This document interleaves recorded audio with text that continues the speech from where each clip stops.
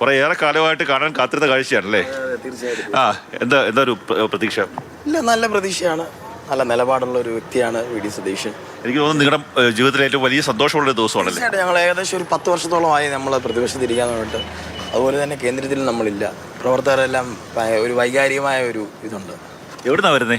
റാന്നിന്ന്. അതെ, പത്തനംതിട്ട ജില്ലയിൽ നിന്നാണ്. പത്തനംതിട്ട ജില്ലയിൽ നിന്നാണ്. 30 വർഷത്തിന് ശേഷം റാന്നിക്ക് ഒരു MLA കിട്ടി എന്നുള്ള വലിയ ചാരിതാർത്ഥ്യത്തോടു കൂടിയാണ് ഞങ്ങൾ ഈ സെൻട്രൽ സ്റ്റേഡിയത്തിലേക്ക് വന്നിരിക്കുന്നത്. അവിടെ ഒരു മന്ത്രിയില്ല. മന്ത്രി ഇല്ലെങ്കിൽ പോലും ജനാധിപത്യത്തിൽ ഞങ്ങൾക്കൊരു സ്ഥാനമുണ്ടെന്ന് റാന്നി തെളിയിച്ചു. ആ റാന്നിക്കാരോടുള്ള നന്ദിയും കൂടിയാണ് ഞങ്ങളിവിടെ എത്തിയിരിക്കുന്നത്. ഈ ഫോട്ടോ ഒക്കെ ഉണ്ടല്ലോ. അതായത് ചാണ്ടി ഉമ്മൻ മന്ത്രിസഭയിൽ വരുമെന്ന് ഞങ്ങൾ പ്രതീക്ഷിച്ചിരുന്നു. പക്ഷെ അദ്ദേഹം വന്നില്ല എന്നുള്ളത് അങ്ങേയറ്റം ദുഃഖകരമായ ഒരു കാര്യം.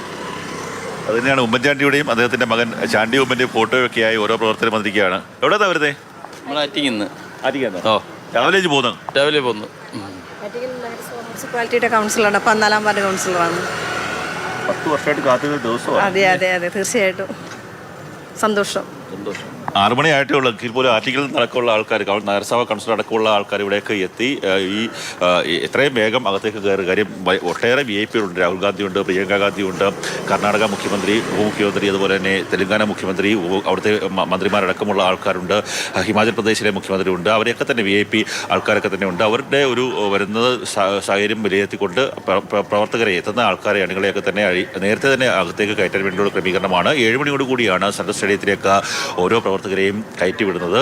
വിവിധ തരത്തിലുള്ള പാസുകൾ ക്രമീകരിച്ചിട്ടുണ്ട്. ഓരോ ആൾക്കാർക്കും ഇപ്പം VIP പാസ്സുണ്ട്. അതിന് സമീപത്ത് മാധ്യമപ്രവർത്തകരെ കയറ്റാൻ വേണ്ടിയുള്ള ഗേറ്റുണ്ട്. തൊട്ട് സമീപത്ത് തന്നെയായി ഇപ്പോൾ നമ്മൾ സംസാരിച്ച സാധാരണ പ്രവർത്തകരെ, താഴെത്തട്ടിലുള്ള പ്രവർത്തകരെ കയറ്റിവിടാൻ വേണ്ടിയുള്ള ഗേറ്റ് ക്രമീകരിച്ചിട്ടുണ്ട്. വലിയ സുരക്ഷാ സംവിധാനങ്ങൾ തന്നെയാണ്. കാര്യം രാജ്യത്തെ തന്നെ ഏറ്റവും പ്രധാനപ്പെട്ട നേതാക്കന്മാരെല്ലാം കാത്തിരുന്ന ഒരു ദിവസമാണ്. അവരൊക്കെ തന്നെ ഇവിടെ ഞാൻ നേരത്തെ സൂചിപ്പിച്ചതുപോലെ രാഹുൽ ഗാന്ധി ആയാലും പ്രിയങ്ക ഗാന്ധി ആയാലും അങ്ങനെയൊക്കെയുള്ള ആൾക്കാരൊക്കെ തന്നെ ഇവിടേക്ക് എത്തുന്ന ഒരു ദിവസം കൂടിയാണ്. പ്രവർത്തകരൊക്കെ തന്നെ വലിയ സന്തോഷത്തിലാണ്. 12,000 പേരെയായിരുന്നു ആദ്യം ഈ സെൻട്രൽ സ്റ്റേഡിയത്തിലേക്ക് പ്രതീക്ഷിച്ചിരുന്നത്. അല്ലെങ്കിൽ അവർക്കുള്ള പ്രവേശനമാണ് ആദ്യം ക്രമീകരിച്ചത്. എന്നാൽ അത് പോരാ, കൂടുതൽ ആൾക്കാർ ഇവിടേക്ക് എത്തും. 3000-ഓളം ആൾക്കാരെ കൂടി ഉൾപ്പെടുത്താൻ വേണ്ടിയുള്ള ക്രമീകരണം, അതിനുവേണ്ടിയുള്ള പന്തൽ അടക്കമുണ്ട്. ഇന്നലെ പുലർച്ചെ ഇതേ സമയത്തൊക്കെ തന്നെ ചെറിയ മഴയുണ്ടായിരുന്നു. എവിടെന്നാ വരുന്നത്? ഇടുക്കി അടിമാലി. നിങ്ങളൊക്കെ കാത്തിരുന്ന ദിവസമാണ്? കാത്തിരുന്ന ദിവസമാണ്. ഞങ്ങൾ ദേവികുളം മണ്ഡലം. ഞങ്ങൾക്ക് പ്രത്യേക ഒരു സന്തോഷമുള്ളൊരു കാര്യം, ഞങ്ങൾ 20ാമത്തെ വർഷമാണ് ഞങ്ങൾക്കുള്ള MLA വരുന്നത്. സ്വന്തമായിട്ട് UDF MLA? അതെ. AK മണിയണ്ണൻ MLA പോയിട്ട് 20 വർഷം ഇടതുപക്ഷമായിരുന്നു. ഇപ്പോഴാണ് നമുക്ക് ഒരു MLA കിട്ടിയത്. വലിയ സന്തോഷം. ഇടുക്കി ജില്ലയിലെ 5 മണ്ഡലത്തിന് UDF വിജയമാണ്. പക്ഷെ ഞങ്ങൾക്കുള്ള ഒരു ഇതെന്ന് പറഞ്ഞാൽ ഞങ്ങൾക്ക് ആ മണ്ഡലത്തിൻ്റെ ഒരു മന്ത്രിയുടെ കിട്ടിയില്ല. ആ ഒരു കുറവ്. 102 പേരുണ്ട്. എല്ലാവരെയും മന്ത്രിയാക്കാൻ പറ്റില്ലല്ലോ. അല്ല, ഒരു കുറവ് ഞങ്ങൾക്കുണ്ട്. അതേ ഉള്ളൂ. ഞങ്ങൾക്ക് പ്രതിസന്ധി ഭൂപ്രശ്നവുമായിട്ട് ബന്ധപ്പെട്ട് മറ്റൊത്തിരി പ്രതിസന്ധികൾ അവിടെ നിലനിൽക്കുന്നൊരു സ്ഥലമാണ് ഇടുക്കി ജില്ല. അപ്പോൾ ഞങ്ങളുടെ കണക്കൂട്ടിലിരുന്ന് ഈ തവണ ഞങ്ങൾക്ക് മന്ത്രി ഉണ്ടാവും എന്നുള്ളതാണ്. ആ ഒരു ബുദ്ധിമുട്ടേ ഞങ്ങൾക്കുള്ളൂ. ബാക്കിയെല്ലാം കൊണ്ട് ഞങ്ങൾ വളരെ സന്തുഷ്ടരാണ്.